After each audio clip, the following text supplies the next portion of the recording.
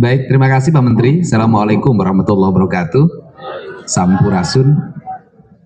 Kami menyampaikan bahwa ada problematika dalam spirit kebangsaan kita, yaitu membangun narasi agar anak-anak muda Indonesia, khususnya anak-anak di Provinsi Jawa Barat yang sedang menekuni jenjang pendidikan SMP dan SMA serta sederajat atau sanawiyah dan madrasah aliyah, yaitu pola pendidikan karakter melalui peningkatan kualitas disiplin hidup dan perubahan pola hidup. Nah, perubahan pola hidup apa sih yang terjadi? Yang terjadi pada anak-anak di Jawa Barat itu pola hidupnya adalah mereka rata-rata tidurnya jam 4 pagi. Karena waktunya dihabiskan untuk main game online. Kemudian berdampak pada mereka tidak bersekolah. Selain berdampak tidak bersekolah, mereka sering terorganisir secara sistemik melalui kekuatan media sosial, melakukan pertarungan-pertarungan secara terbuka dan tertutup, melahirkan banyak orang yang terluka, bahkan banyak orang yang meninggal. Kemudian yang berikutnya adalah beredarnya obat-obat yang tidak layak dikonsumsi dari sisi kesehatan, yang dijual secara terbuka sebenarnya, berharga di bawah Rp10.000 dengan 3 butir, istilahnya eksimer dan sejenisnya, serta minuman-minuman yang beredar secara luas yang bisa diakses oleh anak-anak SMP. Nah, ini adalah problem yang harus segera diselesaikan. Nah, problem itu ternyata tidak bisa diselesaikan di internal sekolah melalui pendekatan bimbingan konseling. Dan problem itu juga tidak bisa diselesaikan di internal keluarga oleh ayah dan ibunya. Nah, karena problem ini tidak bisa diselesaikan di sekolah dan di keluarga, serta tidak semua problem itu bisa ditangani lewat peradilan anak, maka harus ada upaya jangka pendek yang bisa dilakukan melalui pola pendidikan disiplin siswa. Dalam kaidah bahasa saya adalah pendidikan bela negara dengan penguatan pendidikan berkarakter.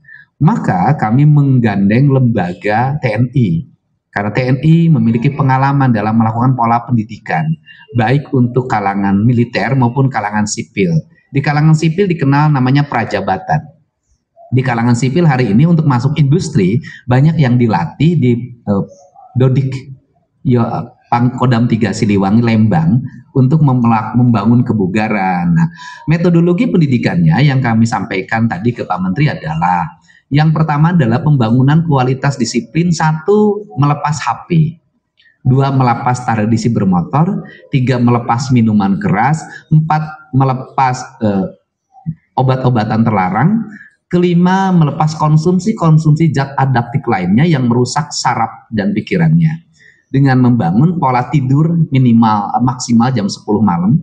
Kemudian mereka bangun jam 4 pagi, mereka mandi, salat subuh bagi yang beragama Islam, membereskan ruang tempat tidurnya, masuk ke masjid, dan kemudian mendapat bimbingan rohani dari kiai yang menjadi bimbingan konselingnya.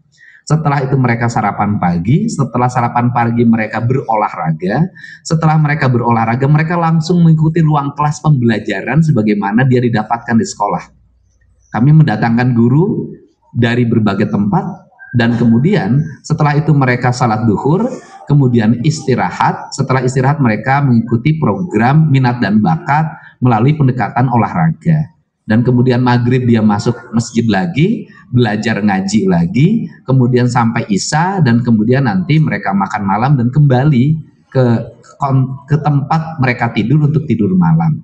Jadi model itu yang kami kembangkan, dan kami tadi konsultasikan bahwa tidak ada pelanggaran-pelanggaran yang dilakukan terhadap hak-hak anak sendiri. Nah, kalau bicara orang banyak memperdebatkan persoalan bagaimana mereka belajarnya, pertama justru dengan barak ini mereka jadi belajar.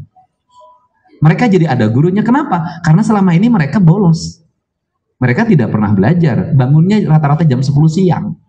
Nah, ini adalah. Kemudian yang kedua, bagaimana lingkungannya di barak itu, di komplek pendidikan itu mereka mendapat lingkungan yang baik. Karena selama ini mereka di lingkungan rumahnya tidak mendapat lingkungan yang baik, di lingkungan sekolahnya tidak mendapat lingkungan yang baik, mereka menjadi anak jalanan. Nah, inilah barangkali langkah yang dilakukan oleh kami, pemerintah Provinsi Jawa Barat dan pemerintah kabupaten kota di seluruh Jawa Barat sebagai bagian upaya kami untuk menyongsong generasi Indonesia Emas tahun 2045. Barangkali itu saja. Terima kasih.